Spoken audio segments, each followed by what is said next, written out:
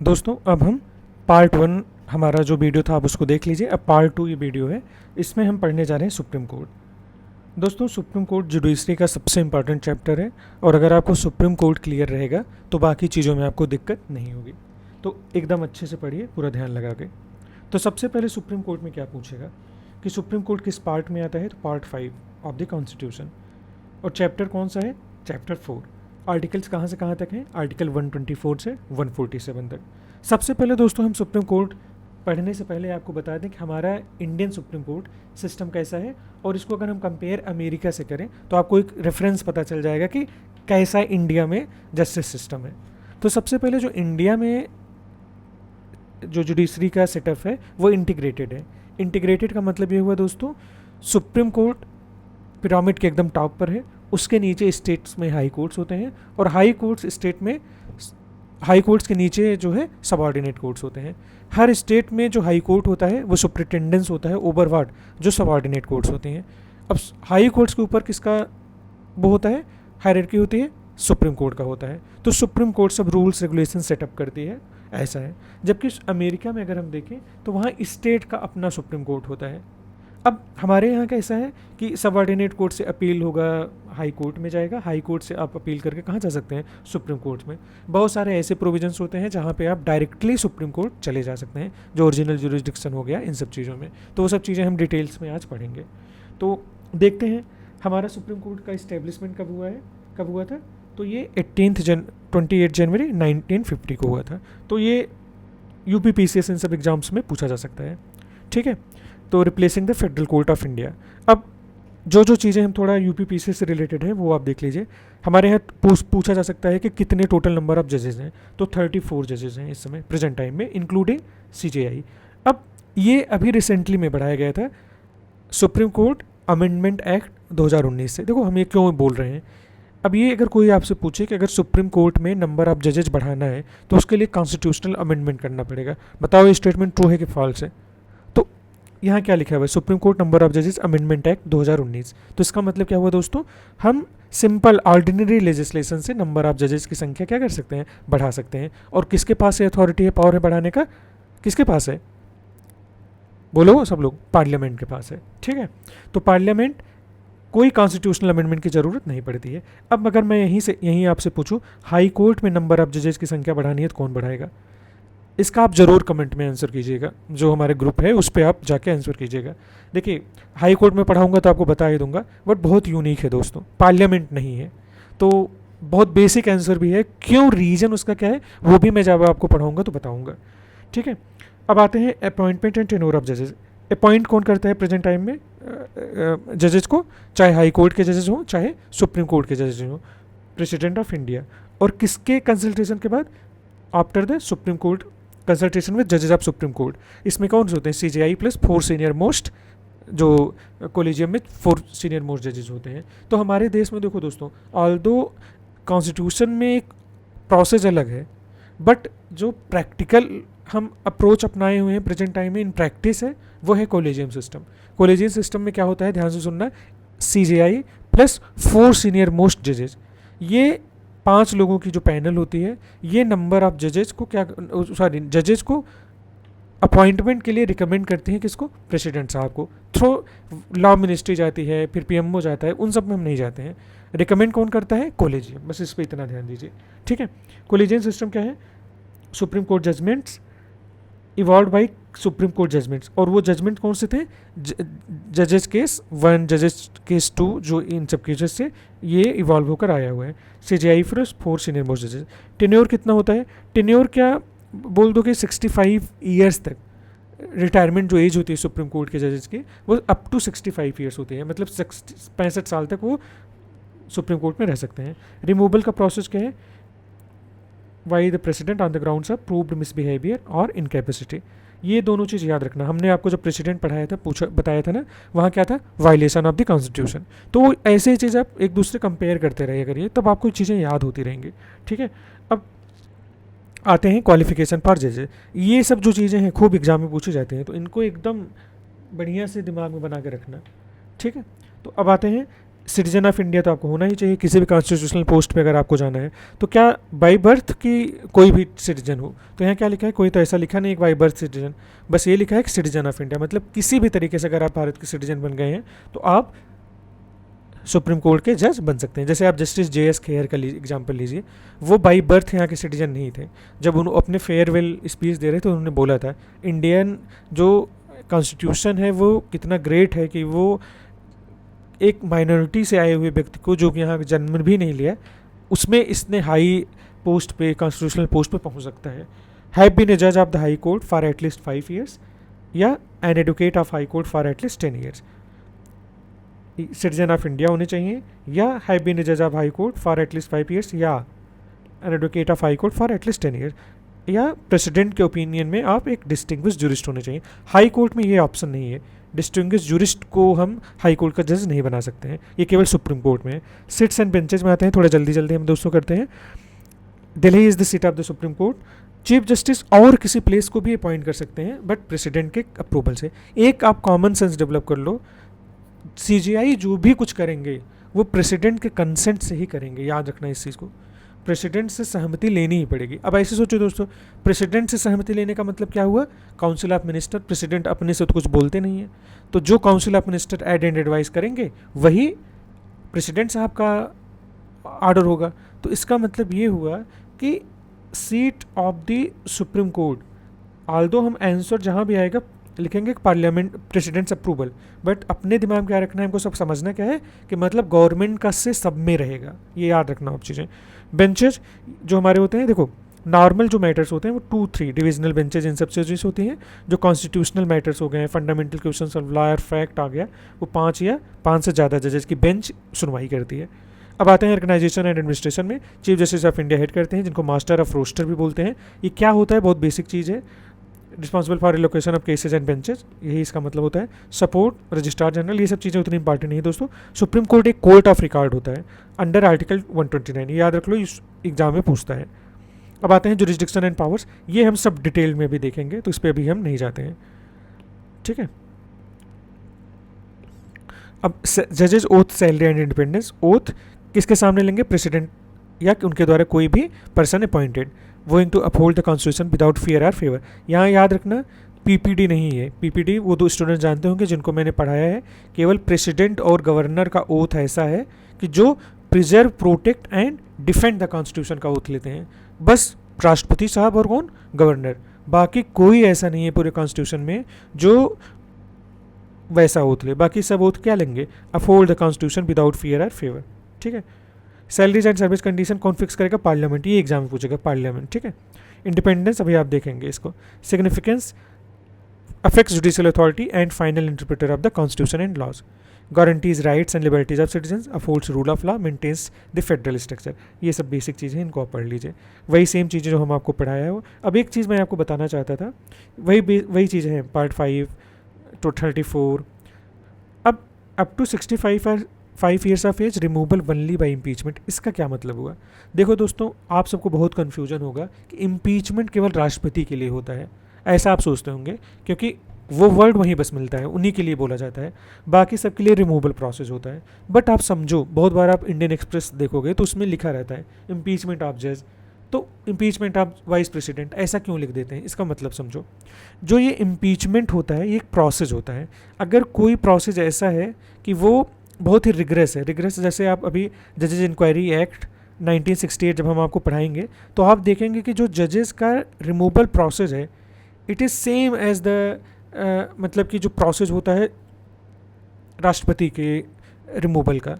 तो वो जो इस रिगरस प्रोसेस को हम ये जो एक सबसे पहले क्या होता है कि सुप्रीम कोर्ट के अगर आप जजेस का देखेंगे तो इनका तो राष्ट्रपति के भी रिमूवल प्रोसेस ज़्यादा स्ट्रिक्ट है। यहाँ पहले 3 जजेस की 3 पर्सन्स की वो बनती है, पैनल बनता है, वो आपके ऊपर जो इसको लगाया गया एलिगेशन उसको जांच करेंगी, फिर पार्लियामेंट को जिस हाउस में मोशन इनिशिएट हुआ उनको देंगी। तो मेरा कहने का मतलब है कि बहुत हार्श, बहुत रिग्रेस है, इस कारण से इम्पीचमेंट वर्ड यूज कर दिया जाता है, तो इससे आप कन्फ्यूज मत होइए, ठीक है। बस प्रोसेस इतना हार्श है, इतना रिस्ट्रिक्ट वो है, इस कारण से हम बोल रहे हैं। क्वालिफिकेशंस ये हम सब आपको बता चुके हैं, ये आप देख लीजिएगा। ये चार्ट का सिंपल से देने का मतलब ये होता है कि मान लीजिए आपके पास टाइम नहीं है, रिवीजन कर रहे हैं टेस्ट के लिए, तो बस इतना आप देख लो, इससे काम हो जाएगा। अब आते हैं अपॉइंटमेंट ऑफ जजेस in Supreme court of India. Constitution basis ये हमने पहले ही बता दिया है, नंबर एंड कंपोजिशन बता दिया है, ठीक है। किस बढ़ा हुआ है क्वालिफिकेशन क्राइटेरिया, ये मैंने लग रहा है 2 बार कंटेंट दे दिया, ठीक है। ये अपॉइंटमेंट प्रोसीजर आपको पहले ही बता दिया है कि chief justice of India is appointed by president after consultation with जजेस of the Supreme Court and high courts of as deem necessary. अब देखो ये हमारा प्रोसेस प्रेजेंट टाइम में नहीं यूज हो रहा है। प्रेजेंट टाइम में क्या यूज हो रहा है, जो सीनियर मोस्ट जज होता है, सीनियर मोस्ट जो हमारा जज होता है, वो जो आउटगोइंग सीजेआई होते हैं, जो आउटगोइंग सीजेआई होते हैं वो लॉ मिनिस्ट्री को रिकमेंड करते हैं। लॉ मिनिस्ट्री के थ्रू वो रिकमेंडेशन किसको जाएगा, राष्ट्रपति को जाएगा। तो वो रिकमेंड कर देते हैं कि आप इनको जो है सीजेआई बनाइए। तो ये प्रोसेस है। ऑल्दो जो लिखा हुआ है कॉन्स्टिट्यूशन में वो अभी नहीं चल रहा है अपने देश में, क्योंकि कॉलेजियम सिस्टम जब से इवॉल्व हुआ है तो थोड़ा चीज़ें बदल गई हैं। कॉलेजियम सिस्टम इन प्रैक्टिस है ये हमारा जो फर्स्ट जजेज, सेकंड जजेज, जो थर्ड जजेज एक्ट के बाद ये इवॉल्व होके आया हुआ है। कॉलेजियम सिस्टम आप जानते हैं, ये मैंने बता दिया है। अब government can return A recommended name for reconsideration. जैसे आप कॉलेजियम ने किसी नाम को भेजा गवर्नमेंट को कि आप इनको अपॉइंट कीजिए सुप्रीम कोर्ट या हाई कोर्ट का जज, तो एक बार रिकन्सिडरेशन के लिए गवर्नमेंट भेज सकती है। लेकिन if the collegium reiterates its advice the president must appoint the जज। दोस्तों इसका मतलब क्या है कि ऐसा कुछ लिखा नहीं, जो एक एसओपी बनाए हैं गवर्नमेंट और जुडिशरी ने अपना कि क्या कैसे फॉलो करना है, उसी में ये सब चीज़ें मैंशनड है।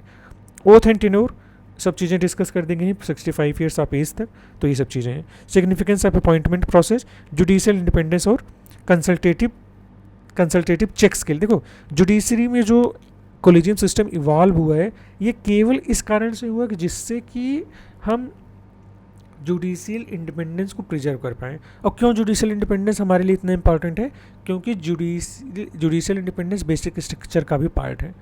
एग्जीक्यूटिव डोमिनेटेड अप्रोच पहले हुआ करता था। सैलरीज एंड अलाउंसेज में ये सब आप देख लीजिएगा चेंज भी होता रहता है, तो ये एग्ज़ाम के लिए उतना रिलेवेंट नहीं है। ये सब चीज़ें एग्ज़ाम के लिए रिलेवेंट नहीं है दोस्तों, इन सब पर ज़्यादा अपना टाइम मत वो करना। ये सब भी बस हमने दे दिया है क्योंकि एक जगह रहना चाहिए था। अब इसमें हम आते हैं रिमूवल ऑफ जजेस of supreme court of India. हमने आपको पहले बता दिया है कि मीनिंग ऑफ इम्पीचमेंट क्या होता है। Process of remove Supreme court जज is constitutionally design to ensure judicial independence, एक रिग्रेस प्रोसेस होता है। अब ये अच्छे से पढ़ना है अपने को, क्योंकि यहाँ से क्वेश्चन पूछा जाता है। देखो आर्टिकल 124 4 एंड 5 में मेंशन्ड है। ग्राउंड्स फॉर रिमूवल क्या होता है, बस 2 होते हैं, कई बार हमने पढ़ लिया। अब कई बार पढ़ने का मतलब समझे आप, अब आपको याद हो जाएगा। प्रूव्ड मिसबिहेवियर है और इनकैपेसिटी। इम्पीचमेंट प्रोसेस क्या होता है, बहुत अच्छे से एकदम फ्लो चार्ट दिमाग में बना लो। ग्राउंड ये दोनों हैं। इम्पीचमेंट प्रोसीजर क्या होगा, a removal motion can be introduced in either house of the parliament. मान लो लोकसभा में, मैं एग्जांपल के लिए आपको समझाने के लिए ले रहा हूँ कि लोकसभा में वो मोशन इनिशिएट हुआ, कहीं पे इनिशिएट हो सकता है। और इनिशिएट होने के लिए पहला कंडीशन क्या होता है कि एटलीस्ट 100 लोकसभा मेंबर्स या 50 राज्यसभा मेंबर उसको एक्सेप्ट करें, उस पर अपना साइन दे कि हाँ इस मोशन को लाओ। लोकसभा में ज़्यादा नंबर्स हैं इसलिए 100 यहाँ किया गया है, यहाँ 250 के 245 हैं तो यहाँ 50 किया गया है। ये सब एकदम ऐसे लॉजिक से करना। उसके बाद आते हैं इन्वेस्टिगेशन में। उसके बाद क्या होगा कि स्पीकर चेयरमैन जब वो 50 मेंबर्स राज्यसभा में 100 मेंबर्स लोकसभा में उस मोशन को एक्सेप्ट किए, साइन करके दे दिए, तो चेयरमैन साहब पहले इंस्टांस में एडमिट द मोशन या रिजेक्ट भी कर सकते हैं। याद रखना इस चीज़ को। जो स्पीकर होते हैं, चेयरपर्सन होते हैं लोकसभा के या उपराष्ट्रपति मतलब चेयरपर्सन राज्यसभा के, वो उनके पास ये राइट्स होता है कि अगर वो सही ग्राउंड नहीं है तो उसको उसी समय रिजेक्ट कर देंगे। ये ऐसा हुआ है जस्टिस दीपक मिश्रा के केस में, उस समय शायद वेंकैया नायडू जी थे, उन्होंने रिजेक्ट कर दिया था। तो ये इसको आप ध्यान रखिएगा। And then constitute a 3 member committee. इस कमेटी में कौन कौन होता है, ए सुप्रीम कोर्ट जज, a chief justice of a high court and a distinguished jurist. ये तीनों याद रखिएगा, यही होते हैं, ठीक है। तो ये इन्वेस्टिगेट करते हैं चार्ज को। If the committee find the जज गिल्टी ऑफ मिसबिहेवियर और इनकैपेसिटी, मोशन कैन प्रोसीड। आप समझ रहे हैं ना कि अगर इफ इट इज एडमिटेड, उसके बाद क्या होगा, then the speaker chairman is to constituted, वही 3 मेंबर एक कमेटी बनेगी। उसके बाद कमेटी में ये चीफ जस्टिस या जज ऑफ द सुप्रीम कोर्ट रहेंगे। यहाँ पे आप याद रखिएगा ये जो मैंने लिखा है कि सुप्रीम कोर्ट जज, यहाँ सुप्रीम कोर्ट जज लिखने का सिंपल सा मतलब है कि जज भी, सुप्रीम कोर्ट के जज भी हो सकते हैं, सीजेआई भी हो सकते हैं। इसमें ऐसा नहीं है कि सीजेआई नहीं हो सकते हैं। अगर कमेटी उनको गिल्टी ऑफ मिसबिहेवियर और सफरिंग फ्रॉम इनकैपेसिटी पाई है तो वो हाउस उस मोशन को कंसिडरेशन के लिए लेगा। आफ्टर द मोशन जब पास हो जाता है each house of the by parliament by special majority, उसके बाद प्रेसिडेंट को ये रिप्रेजेंट किया जाता है रिमूवल के लिए। तो वही सेम चीज़ यहाँ पे लिखी गई है। If the committee find the जज guilty of the misbehaviour the motion can proceed. अगर मान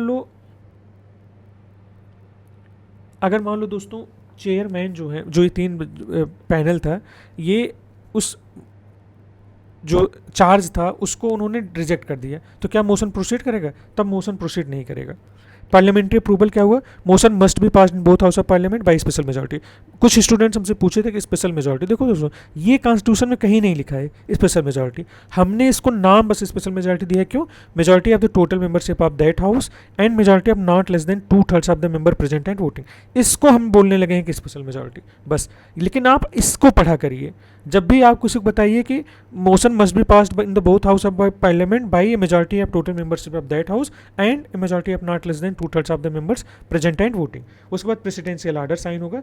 तो अब देखो सिंपल सा एक रिवीजन के लिए हम कर दे रहे हैं। जजेज इंक्वायरी एक्ट कॉन्स्टिट्यूशन में नहीं मेंशन्ड है, हम कॉन्स्टिट्यूशन ने पार्लियामेंट को एम्पावर किया, पार्लियामेंट ने एक एक्ट बनाया जजेज इंक्वायरी एक्ट। उसमें क्या होता है, अगर 100 मेंबर लोकसभा में, 50 मेंबर राज्यसभा में, उन्होंने मोशन को साइन किया तो मोशन जाएगा दोनों की जिस हाउस में इनिशिएट हुआ उसके चेयरपर्सन के पास।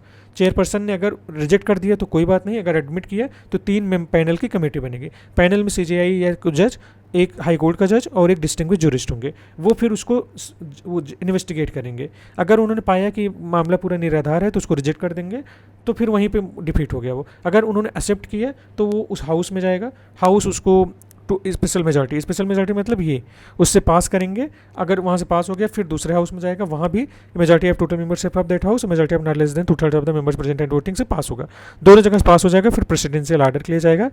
It sentence president who then issues an order for removal. Safeguards क्या होता है? Difficult and politically neutral process है, नो जज of supreme court has been removed. आज तक नहीं हुए, तब आप समझ लो कि कितना ये रिग्रेस प्रोसेस है। आल्दो एक ट्राई तो 1-2 बार हुआ है। अब हाई कोर्ट के process same line by line ही है, क्योंकि जजेज इंक्वायरी एक्ट दोनों के लिए है, सुप्रीम कोर्ट के जजेस के लिए भी, हाई कोर्ट के जजेस के लिए भी है। Keep in mind we will not discuss there, ठीक है। जजेज इंक्वायरी एक्ट यही गवर्न करता है, तो कभी भी गलती से मत बोलना कि ये कॉन्स्टिट्यूशन में मेंशन्ड है, ये सब जजेज इंक्वायरी एक्ट 1968 में मेंशन्ड है। अब समरी टेबल आपके लिए है जिससे कि आपको दिक्कत ना हो। अब आते हैं दोस्तों, कुछ चीज़ें ऐसी होती हैं जो स्पेसिफिक पोस्ट होते हैं, जैसे acting chief justice of India पूछ सकता है कब, आर्टिकल 126 में है, कब अपॉइंट किया जा सकता है? जब office of the chief of CJI vacant हो या CJI temporarily unable to perform their duties हो, और president may appoint the Supreme Court जजेज एज द एक्टिंग सीजीआई। सब पढ़ लीजिएगा, कोई इसमें कुछ ऐसा नहीं है कि बहुत स्पेसिफिक है। उसके बाद आते हैं एडहॉक जजेज ऑफ द सुप्रीम कोर्ट। अब देखो एडहॉक नाम से ही क्लियर कर लिया करो, आर्टिकल 127 में there is no quorum of the permanent जजेज available to conduct the court business. तो chief justice of India, president, और जिस हाई कोर्ट से उनको किसी एक जज को उठाना है कि भाई आप आके कुछ दिन के लिए, हमारे सुप्रीम कोर्ट में जजेस की संख्या कम है, कोरम कंप्लीट नहीं हो पा रहा है, तो आप आके एज ए सुप्रीम कोर्ट कुछ दिन काम कर दीजिए। तो इसके लिए अगर मान लीजिए मुझे इलाहाबाद हाई कोर्ट से किसी को सुप्रीम कोर्ट में कुछ दिन के लिए एज ए एडहॉक जज के लिए लाना है, तो हमको एक तो प्रेसिडेंट से कंसेंट लेना पड़ेगा, और एक उस स्टेट के जो कंसर्न हाई कोर्ट है, इलाहाबाद हाई कोर्ट के चीफ जस्टिस से भी कंसल्ट लेना पड़ेगा, कि उनको भी कंसल्ट करना पड़ेगा कि साहब थोड़ा सा अलाउ कर दो। वो तो एक तरीके से आर्डर ही देंगे सुप्रीम कोर्ट, ठीक है। मतलब इसमें ये होता है कि वहाँ भी वर्कलोड है तो वो न रिलीज करें तो किसी और दूसरे हाई कोर्ट पे जाना पड़ेगा। तो आपको ये 2 चीज़ ध्यान रखिएगा। एलिजिबिलिटी बस एक ही है कि वो सुप्रीम कोर्ट जज बनने के लिए क्या हो, एलिजिबल हों, कि मतलब जो कंडीशंस होते हैं कि 5 साल आप हाई कोर्ट के जज रह चुके हों, तभी आप सुप्रीम कोर्ट के जज बन सकते हैं ना। तो ये चीज़ आप ध्यान रखिएगा। ड्यूटीज़ एंड पावर्स में आते हैं, तो ड्यूटीज़ एंड पावर्स इसको पढ़ लो, इसमें कुछ ऐसा खास नहीं है। अब रिटायर्ड जजेज ऑफ द सुप्रीम कोर्ट में आते हैं, आर्टिकल 128 ऑफ द कॉन्स्टिट्यूशन में है, ए रिटायर्ड जज of supreme Court may be requested by CJI, हर जगह आपको कहीं लिखा मिलेगा कि previous consent of president to sit and act as a supreme court जज इफ नीडेड।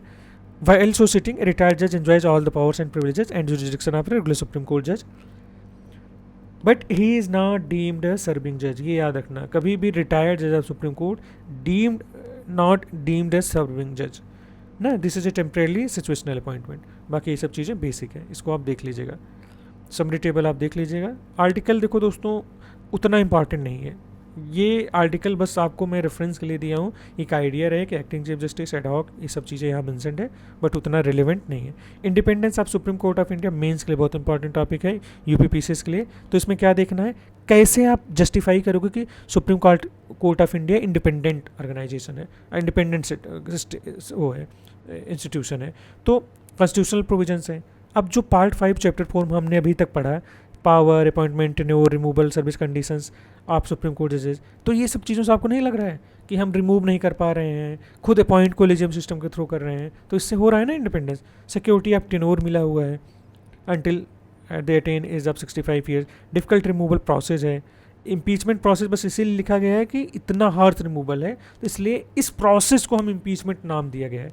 तो चूंकि ये प्रोसेस जो रिमूवल का है थ्रू पार्लियामेंट, किसके लिए है, जो सेम मतलब कि दोनों हाउस से सेम स्पेशल मेजॉरिटी से पास होना, प्रेसिडेंट, वाइस प्रेसिडेंट और जजेस of the high court and supreme court. इसीलिए इन तीनों की जगह कभी कभी आप न्यूज़पेपर में देख लेते हो कि इम्पीचमेंट लिखा रहता है। Appointment process, although the president finally appoint the जजेस, द प्रोसेस रिक्वायर कंसल्टेशन, ये चीज़ें तो आपको बेसिक है, ठीक है। अपॉइंटमेंट प्रोसेस भी इनका क्या है, कैसे आप कहोगे कि इंडिपेंडेंस है अपॉइंटमेंट प्रोसेस से। अब इसमें बोल सकते हो कि भाई कोलिजियम सिस्टम अब आ गया है, तो इससे एक तरीके से फिक्स सर्विस कंडीशंस हैं, can not be alter to their disadvantage during their term except during financial emergency. हमने पढ़ाया था ना, फाइनेंशियल इमरजेंसी के टाइम पे आर्टिकल 360 के अंदर उन हाई कोर्ट और सुप्रीम कोर्ट के जजेस की भी सैलरी क्या की जा सकती है, कम की जा सकती है, ठीक है। These payments are charge against the consolidated fund of India.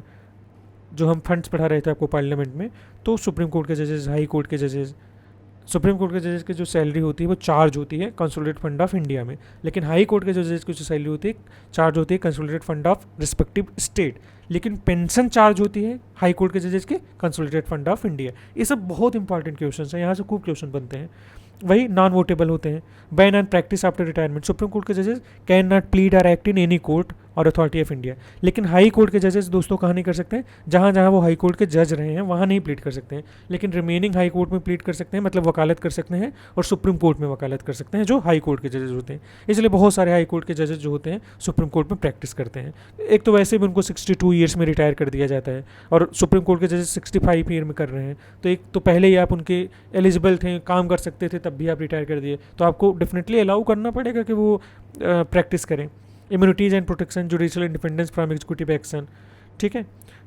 No discussion in parliament, article 121 है कि जब तक इम्पीचमेंट प्रोसेस ना हो किसी जज का, तो आप उनके डिस्कशन पार्लियामेंट में नहीं कर सकते हैं। Power to punish for contempt है, आर्टिकल 129, वेरी इंपॉर्टेंट, यूपीपीसीएस का फेवरेट क्वेश्चन होता है आर्टिकल 129। ऐसे क्वेश्चन वो पूछ लेते हैं। ये कोर्ट ऑफ रिकॉर्ड का मतलब ही होता है कि इसी में मेंशन्ड है अपना punish for contempt. Independent administration है, सुप्रीम कोर्ट के जो सीजीआई होते हैं वो खुद ही अपने एडमिनिस्ट्रेटिव स्टाफ, रजिस्ट्री और इंटरनल फंक्शन के पर्सनस को अपॉइंट करते हैं। Chief justice as master of roster है कि all allocation is determined by chief justice, insulating the judicial process from outside interference. Judicial review and finality, तो ये सब चीज़ें हैं। Freedom to decide own procedures, ये सब जब आप खुद को फ्रीडम मिला हुआ सुप्रीम कोर्ट के कि अपने प्रोसीजर्स को डिसाइड करते हैं, तो गवर्नमेंट का इंटरफेरेंस नहीं है, तो इंडिपेंडेंस है। Additional safeguards, prohibition and diminishing jurisdiction, parliament can not curtail the supreme court's jurisdiction as established under the constitution, बढ़ा सकते हैं आप, ठीक है। कोड ऑफ कंडक्ट, ठीक है। अब आते हैं दोस्तों सुप्रीम कोर्ट के पावर्स के ऊपर हम डिस्कस करते हैं कि jurisdiction and power of supreme court, ये दोस्तों हम अगले पार्ट में डिस्कस करेंगे। अब इस अगला पार्ट और ज़्यादा इंपॉर्टेंट होगा, क्योंकि अभी तक हमने सुप्रीम कोर्ट के बारे में पढ़ा, अब हम अगला पार्ट में पूरा सुप्रीम कोर्ट के जो डिफरेंट ओरिजिनल, रेट, अपलेट, advisory, court of record, power of judicial review, ये पढ़ेंगे। तो उसमें सुप्रीम कोर्ट खत्म हो जाएगा, तो उसी से रिलेटेड हाई कोर्ट है। तो हाई कोर्ट में जो यूनिक चीज़ें रहेंगी मैं वो आपको बताऊँगा। बाकी दोस्तों अभी भी आप कोई भी जो आपके फ्रेंड्स हो जो इस प्रोग्राम को ज्वाइन करना चाह रहे हैं, आप उनको बता सकते हैं। काफ़ी आपको खुद ही पता चल रहा होगा कि हम किस तरीके से पढ़ा रहे हैं। सेम इसी तरीके से और भी सब्जेक्ट्स पढ़ाए जाएंगे। जो भी टीचर्स, जो भी मेंटर्स हैं, सब आपको पता है कि सिलेक्टेड हैं। बहुत हम खुद ही 2 बार यूपीएससी और स्टेट का इंटरव्यू दे चुके हैं, 5 मेंस में खुद ही लिखा हूँ, तो आपको पता है कि किस तरीके की चीज़ें यहाँ सर्व की जा रही हैं। तो ठीक है, हम मिलते हैं अगले पार्ट में, जहाँ पर हम आपको jurisdiction and power of supreme court discuss करेंगे। ठीक है दोस्तों, थैंक